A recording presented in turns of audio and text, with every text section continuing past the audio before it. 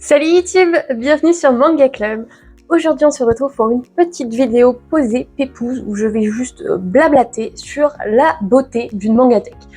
Parce que la dernière fois je me baladais dans mon paradis qui est le bazar du manga et je passais devant certaines éditions et je me disais mais à quel moment les éditions, la maison d'édition s'est dit waouh je vais faire ça pour tel manga, ça va être magnifique. Parce que ce qu'on voit dans notre mangatech c'est les dos. Voilà, donc il y en a certains qui font des fresques, il y en a qui ont des motifs, il y en a qui en ont pas, colorés ou non. Bref, il existe un peu de tout et n'importe quoi. Et il y en a qui sont extrêmement réussis et d'autres pas du tout. Donc je vais vous donner mon avis subjectif sur toutes ces séries que je trouve magnifiques et d'autres que je trouve immondes. Comme je l'ai déjà dit, c'est totalement subjectif, donc n'hésitez pas à me dire dans les commentaires quelle est la série avec les plus beaux dos et celle avec la plus moche édition qui est limite ça te fait reculer. Tu te dis je ne veux pas acheter ce manga même si le synopsis te plaît parce que tu sais que ça va pas être joli dans ta mangatech. D'ailleurs, petit aparté, je me suis rendu compte que je fais un peu de la merde sur mes paramètres YouTube et en fait ça fait des mois que je ne vois pas vos commentaires. Que je pensais que j'étais à zéro commentaire et là récemment j'ai farfouillé, j'ai fait une mise à jour et d'un seul coup j'ai genre une trentaine de commentaires qui ont popé de nulle part et je me suis dit mais c'est horrible, ça veut dire que ça fait des mois que ces gens m'ont envoyé de la force ou des commentaires constructifs etc. ou m'ont demandé des noms de séries etc. et j'ai juste pas répondu. C'est... Donc à la fois j'ai eu la joie en mode waouh des gens ont écrit des commentaires sur mes vidéos et de l'autre côté j'ai eu la douche froide en mode oh putain je suis une grosse merde, je ne leur ai pas répondu. Donc c'est prévu que ce soir je passe une petite heure ou deux à répondre à tout le monde, voilà, parce que je suis vraiment trop désolée. Mon but premier sur YouTube c'est quand même d'échanger avec vous, voilà. Et au final le film intersidéral. Bref, petite parenthèse fermée. Et je commence tout de suite avec les séries que je trouve les plus magnifiques. Alors, forcément, en termes de beau dos, c'est très moche à dire, mais je vais sûrement souvent le dire. En termes de beau dos, déjà, il y a les éditions magnifiques, comme Full Metal Alchemist, la Perfect Edition de chez Kurokawa. Enfin, quand elle est sortie, j'étais en mode dinguerie. Je ne lis toujours pas parce que c'est des grands formats, ça coûte un peu plus cher. Et j'avoue, j'ai un peu la flemme de me relancer dans une série relativement longue, surtout que je suis en train de venir à bout de toutes mes autres longues séries. Donc, voilà, je ne l'ai pas. Mais sachez que je la trouve absolument sublime et qu'un jour, elle fera partie de ma mangatech. Et en aussi très belle édition, je trouve, je ne connais pas du tout le manga, mais Hikaru no Go, je sais même pas par qui ça a été édité, mais en tout cas quand je me balade dans une librairie et que je vois Hikaru no Go sur les étagères, je me dis waouh, ça claque, c'est beau, c'est classe, et voilà, moi je trouve ça magnifique. Ensuite, en autre critère de beauté, on va dire, je trouve que les fresques, ça peut envoyer du lourd, ça dépend si c'est bien fait ou non. Hashtag Naruto, je pense que tout le monde en a entendu parler de la fresque de Naruto, il y a plein de gens qui disent ouais c'est de la merde et tout. Bon, honnêtement, moi je fais les Naruto en édition Kage. Elle est pas ouf, mais de là à cracher dessus, ouais, peut-être pas forcément quoi. Enfin, elle est là, c'est neutre, on va dire. Enfin, pour moi. Mais en très belle fresque, moi je vais citer Soul Eater avec son édition double, voire même triple, parce que le premier tome c'est du 1 à 3, et après c'est des éditions doubles que je trouve vraiment magnifique. J'essaye vraiment toujours de la mettre en avant un peu dans ma mangatech parce que je trouve qu'elle est jolie, que la fresque elle rend bien, il n'y a pas de faux raccords et tout, donc pour ça, je trouve ça vraiment cool. Il y a aussi Panini en ce moment qui fait du très bon travail avec sa réédition de Host Club, le lycée de la séduction, je crois, un truc comme ça, et Vampire Knight, j'aime pas du tout la série, ni le manga, mais en tout cas je trouve que la fresque rend vraiment très bien, je la trouve très qualitative et tout. Il y a aussi le titre qui est un peu en surbrillance, et l'image choisie à chaque fois est plutôt jolie, donc je trouve qu'ils ont bien réussi leur boulot là-dessus.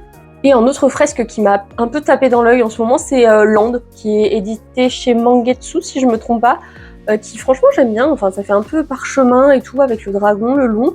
Elle est simple mais je trouve efficace quoi, il n'y a pas besoin de plus. En plus ça va bien avec l'histoire qui est racontée dedans. J'ai pas encore lu mais je me tiens un peu au courant sur les bilans lecture et tout des gens, de ce que j'entends ça a l'air de bien coller avec en plus le style d'histoire, donc encore une fois, le style de fresque que j'aime bien. Et pour moi ce que je préfère en termes de dos, c'est les dos colorés, genre en mode un peu dégradé, etc. Genre je surkiffe. Genre A Sign of Affection, pour moi c'est la pure beauté, quoi. Le dégradé des couleurs et tout, c'est parfait. Y a rien à dire. Ça pour moi c'est la perfection. Dans le même style, j'ai aussi Après la pluie que j'aime énormément, même si les couleurs sont un peu plus tranchées.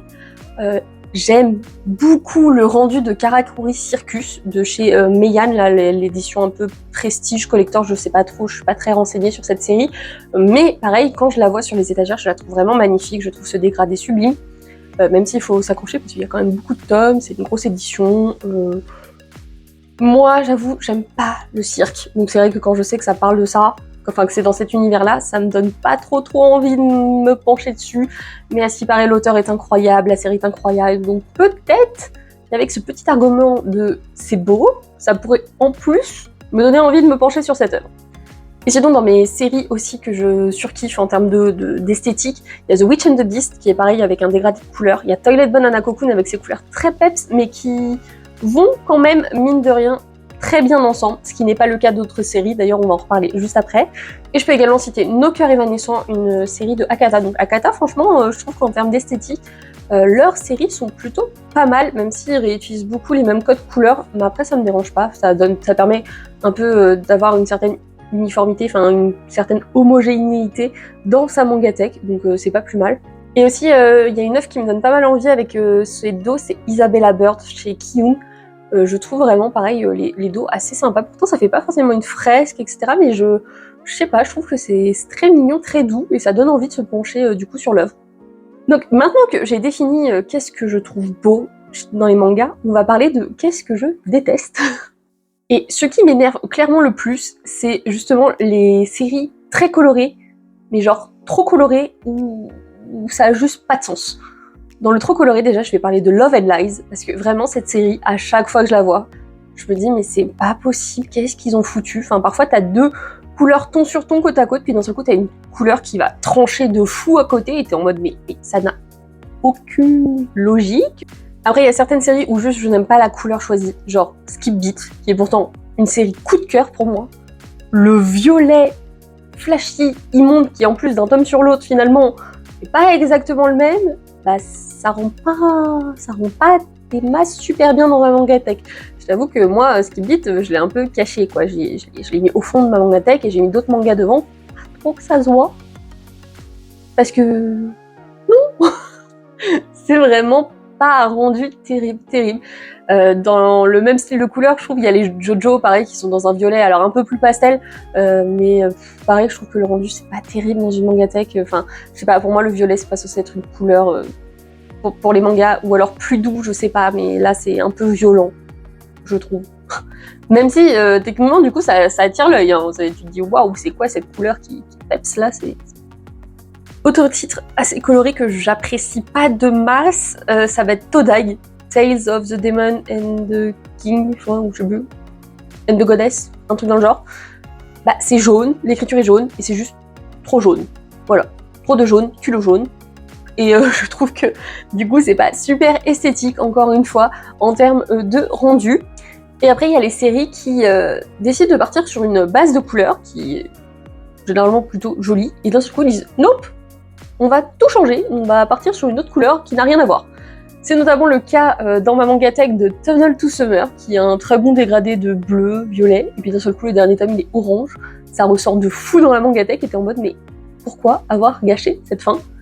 Et j'ai également eu cette impression avec The Summer Hikaru Died, où le premier est un bleu un peu soutenu, le deuxième est un bleu un peu plus clair, et d'un seul coup, t'as le tome 3, un jaune pétant, qui en plus, faut le dire, le jaune décolore de fou malade. Genre à chaque fois qu'on a des éditions jaunes, faut en prendre grand soin, faut essayer de pas trop les exposer.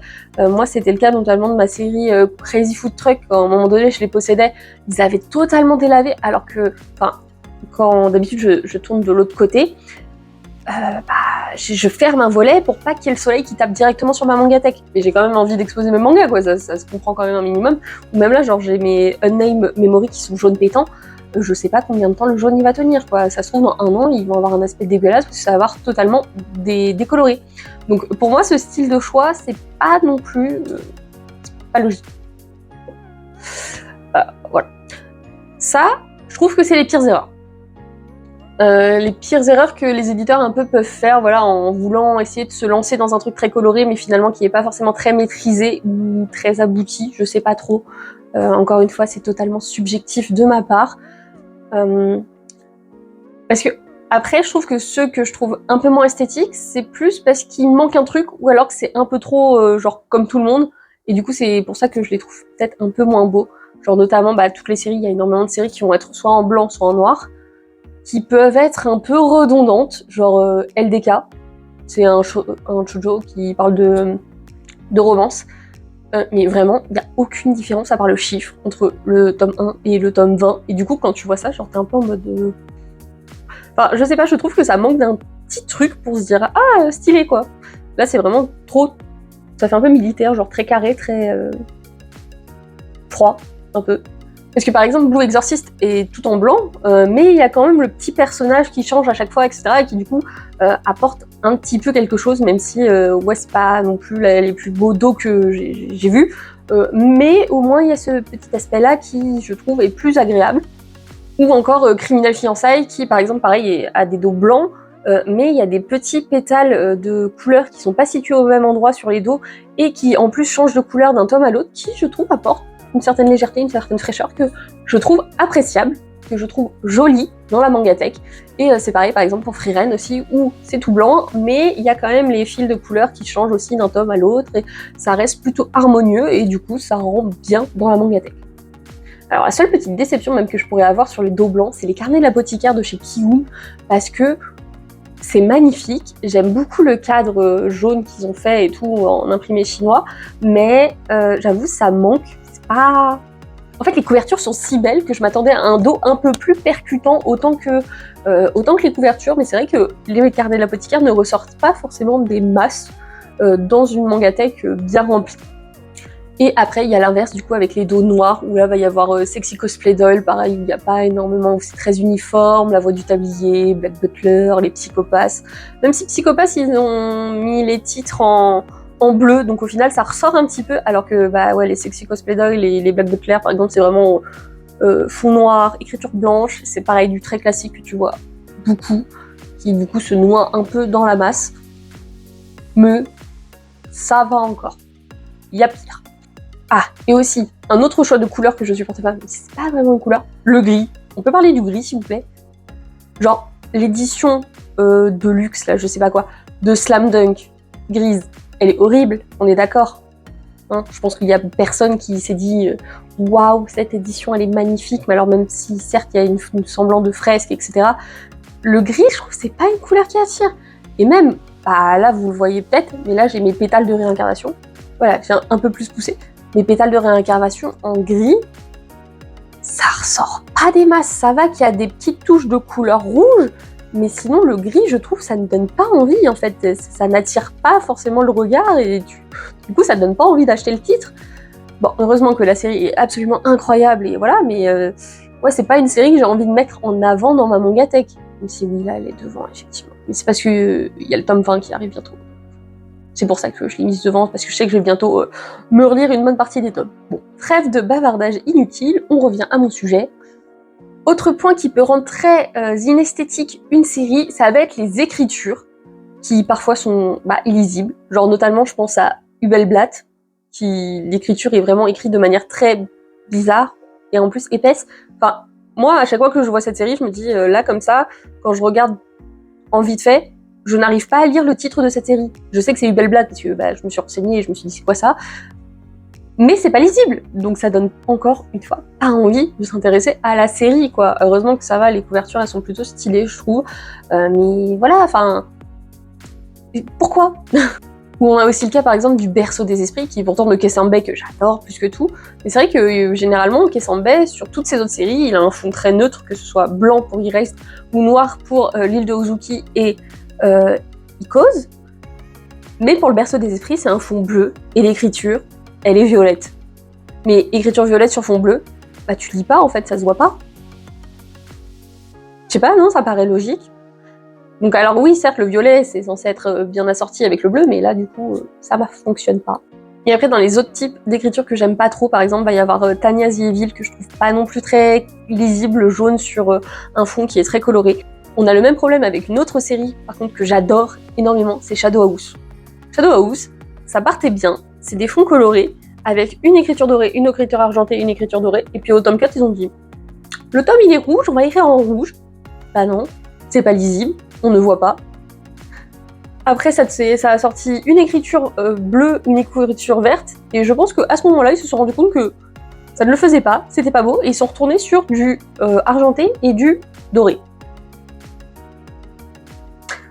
Ah, mais du coup, quand tu regardes, t'es un peu en mode de waouh, c'est dommage parce que techniquement, visuellement, c'est stylé, mais il y a cette petite partie-là, voilà, entre le tome 3 et 5, où tu dis, bah, qu'est-ce qu'ils ont foutu?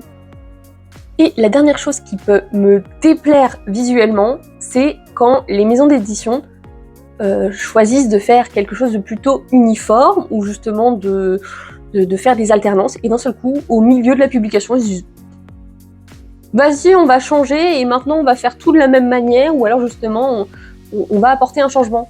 Mais si t'as 10 tomes qui sont en alternance de couleurs, et que d'un seul coup, tu uniformises tout, c'est bizarre. C'est dommage, enfin, ça gâche un petit peu le rendu, en fait, dans la mangatech d'une série. Genre, c'est notamment pour les enfants de la baleine. Au début, les écritures, elles étaient alternées de différentes couleurs. Il y avait un peu de bleu. Et puis d'un seul coup, ils vont arriver sur des tons un peu rouge, bordeaux.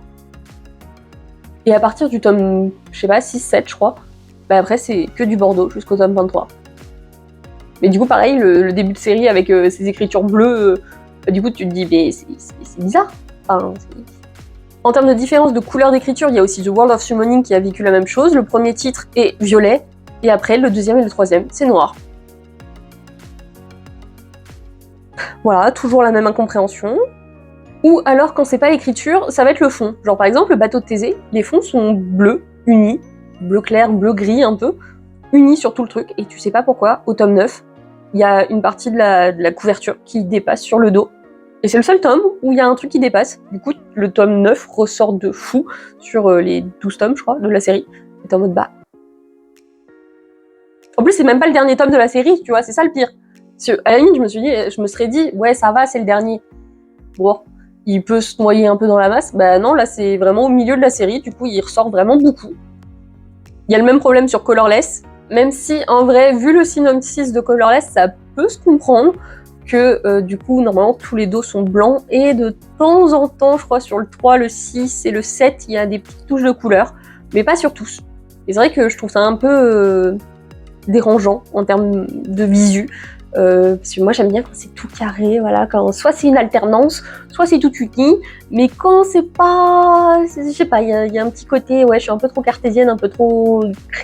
J'aime bien quand ce soit dans des petites boxes, et ouais, ça a tendance à me déranger.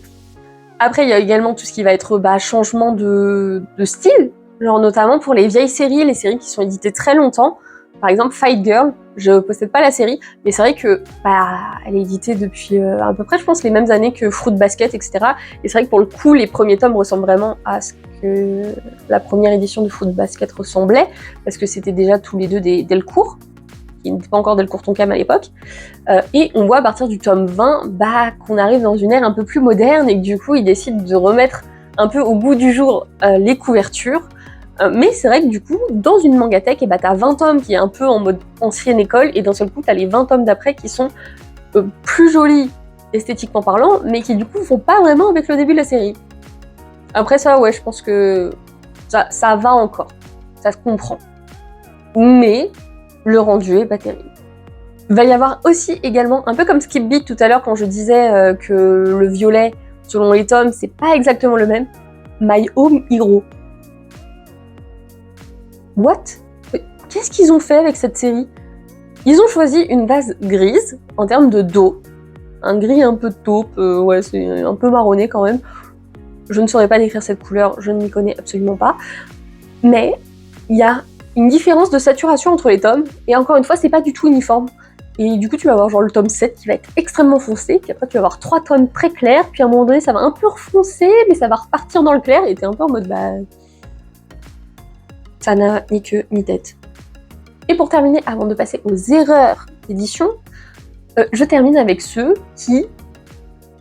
En vrai, c'est un peu comme ce que je disais tout à l'heure, les couleurs, où en fait ils partent sur une sorte graphique et d'un seul coup ils décident de partir sur totalement une autre couleur. On parle des séries qui commencent comme Icôse intégralement avec des dos noirs, et tu sais pas pourquoi le dernier il est blanc. Et ça, tu vois, j'arrive à peu près à tricher dans ma mangatech parce que du coup, je mets Icôse avec ses 10 tomes noirs, et après je mets le dernier Icôse qui est blanc à côté de Erase qui est lui aussi blanc. Ça fait à peu près un truc homogène, ça va, ça arrive à passer. Par contre, on m'explique pour par exemple Undead Unluck, qui est une série pourtant que j'adore, qui avait des dos blancs jusqu'au tome 10. Au 11, ils sont partis sur du noir, du coup je me suis dit ouais, ça va être noir jusqu'au tome 20. Que nenni, ils ont été noirs jusqu'au tome 14. Au tome 15, ils ont fait un dégradé jaune jamais vu.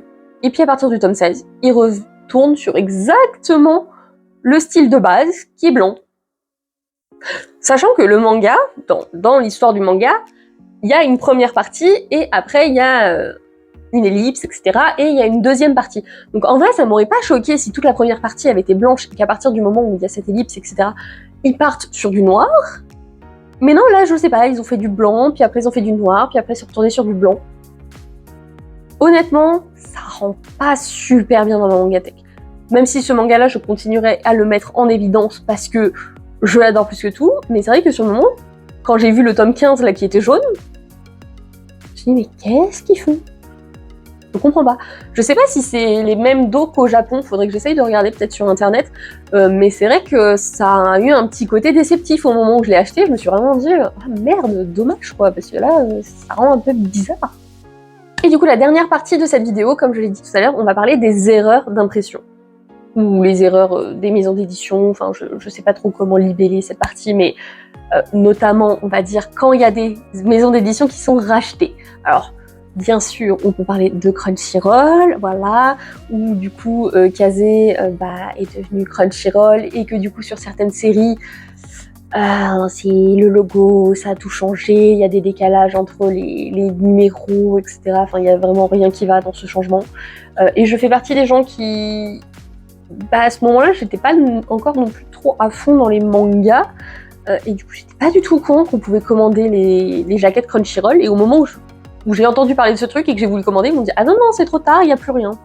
Alors que je trouve qu'ils auraient dû laisser ça en place pendant au moins 1 an, hein, mais bon, ou peut-être un peu plus longtemps quand même, parce que franchement, ils se sont foirés là-dessus, mais comme ils ont des super séries, les gens ils continueront à acheter de toute manière, donc ils ont raison, ils ont dit « Tous, hein, de toute manière, il y aura toujours des clients, c'est vrai, il y aura toujours des pigeons, c'est vrai ». Mais bon, après, c'est pas les seuls non plus à avoir des changements de logo. Genre notamment, je sais que Kiun a un ancien logo et le nouveau qu'on connaît là où ça fait vraiment un encart. Et notamment, c'est le cas pour une série que j'ai achetée en lot, qui est l'île de Ozuki de Kei Sanbei dont je vous parlais tout à l'heure, qui est du coup à le premier tome, je crois, avec l'ancien logo et après il y a les nouveaux. Et c'est vrai que en vrai, ça va. Ça, c'est un peu du perfectionnisme. Genre, c'est un peu le truc tatillon, tu vois, du collectionneur qui a beaucoup de mangas. Forcément, j'en ai plus de 2000 mangas.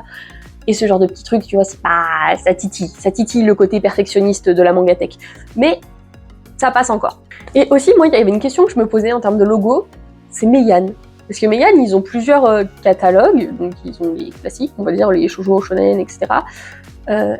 Ils ont un logo spécial pour les Yuri, ils ont un logo spécial pour les Daitan, qui est un truc où c'est un peu spicy, on va dire. Mais en fait, je trouve ça dommage, parce que pareil, dans la mangatech, en fait, j'aurais trouvé ça beaucoup plus harmonieux qu'ils mettent juste le symbole Meian, peu importe dans quelle catégorie c'est, parce que là, du coup, on a même l'impression que c'est pas la même maison d'édition, quoi. Le logo est pas ressemblant, en fait. Donc ça, pareil, j'ai trouvé ça un peu dommage, surtout que là, j'ai réorganisé ma mangatech au moins 3 fois cette année, voilà, dont un que j'ai fait la semaine dernière. Et c'est vrai que là, je me suis rendu compte que la différence de logo Meian me titillait aussi un petit peu. Mais encore, ça passe. Ça va très bien. Pareil pour, par exemple, Doki Doki. En vrai, j'ai que cet exemple-là dans ma mangatech. Mais Doki Doki qui passe Miyabishi no Onyoji, le premier tome en seinen, et qui après dit non, finalement c'est un shonen. Donc du coup, la pastille qui de base était bleue devient orange. Non. Encore une fois, c'est mon côté perfectionniste qui parle. Mais pour moi, le pire, du pire, c'est l'essence de lecture. Et ça, du coup, il y a 2 maisons d'édition qui est la reine là-dedans, qui sont qui sont les plus énervantes possibles. Donc avec par exemple Crunchyroll qui règne là-dedans, où voilà, en fait avant les casés, c'était, on va dire, dans ce sens-là, voilà, que ça se lisait. Sauf que après, quand Crunchyroll est arrivé, ils ont dit non, si tu... Pour le lire maintenant, c'est dans ce sens-là. Sauf que du coup, les logos sont pas alignés en fait, si tu veux pouvoir les lire dans le même sens. Du coup, vraiment côte à côte. Voilà, si tu les mets côte à côte. Alors déjà, en outre le fait que là, il y a le décalage entre les numéros, les personnages, etc. C'est plus dans le même sens de lecture. Et ça, pour moi, c'est vraiment le comble de la frustration. Mais à la limite, je peux comprendre parce que c'était un changement d'édition. Par contre, vous pouvez m'expliquer Kana, s'il vous plaît. Kana, pourquoi vous faites ça avec toutes vos séries? J'ai rangé ma mangatech avec tous mes mangas Kana en cours, côte à côte, et j'ai fait par catalogue. Donc il y a Big Kana, il y a Kana Life, ils ont également Dark Kana et Kana tout court. Dans le même catalogue, il y a des séries qui se lisent à gauche et il y a des séries qui se lisent à droite. C'est la même maison d'édition. Pourquoi vous faites pas juste tout simplement le même sens de lecture pour tous? Et là vraiment, je comprends pas. Parce que là, je sais que c'est pas un problème japonais. Le japonais, ça se lit de haut en bas, donc il y a pas de souci. Mais chez nous qui lisons de gauche à droite, pourquoi tu changes? Voilà, donc ça c'est vraiment une de mes plus grandes frustrations dans ma mangatech, c'est vraiment les tomes Kana qui ne se lisent pas dans le même sens et qui, du coup, j'essaye de les mettre à peu près, toutes les séries qui se lisent de gauche à droite ensemble et toutes les séries qui se lisent de droite à gauche ensemble, mais comme j'essaye aussi de ranger par catalogue, c'est pas tout le temps faisable. Donc voici la plus grosse frustration qui, je trouve, gâche un petit peu la beauté de ma mangatech. Et bien sûr, je pourrais également citer les différences de taille. Voilà, il y a plusieurs formats dans chaque maison d'édition. Là, il y a vraiment ce problème-là. Tu le trouves chez Kana, chez Kiun, chez Kurokawa, chez Glénat, voilà, vraiment chez tout le monde. Où c'est vrai que tu as des petits formats et à côté, tu vas avoir des tomes un peu plus grands et t'es pas en mode bon. C'est comme ça. Au moins, je les lis. Voilà, c'était vraiment juste pour parler. Pas d'histoire, mais vraiment des mangas et de mon ressenti par rapport à ça. C'est vrai qu'il y a certains mangas, du coup, je vais mettre plus ou moins en avant dans la mangatech à cause de ces petites choses qui peuvent un peu m'énerver, un peu me titiller et me dire « Ah, c'est dommage quand même, voilà ». Parfois, c'est des choses qui viennent de la maison d'édition, parfois ça vient des pliages, notamment par exemple Princess Puncheuse, le numéro du tome 4 est décalé par rapport aux autres. Je pense que ça vient du pliage de ma couverture, et du coup c'est pas une faute d'édition pour le coup, mais voilà, il y a vraiment plein de petites choses qui peuvent venir énerver un peu un collectionneur, que ce soit la couleur, que ce soit les changements, voilà. En tout cas, c'était juste pour me faire une petite vidéo blabla, chill, tranquille, pas non plus des masses préparées. Je vais essayer de vous avoir inséré toutes les photos des séries dont je vous parle. Puis n'hésitez pas à me dire du coup dans les commentaires pour vous quels sont les plus beaux dos, celles qui rendent le mieux dans une mangatech et celles que vraiment personne ne veut parce que c'est vraiment trop moche. En tout cas, j'espère que la vidéo vous aura plu. On se retrouve vite pour une prochaine. Tchuss!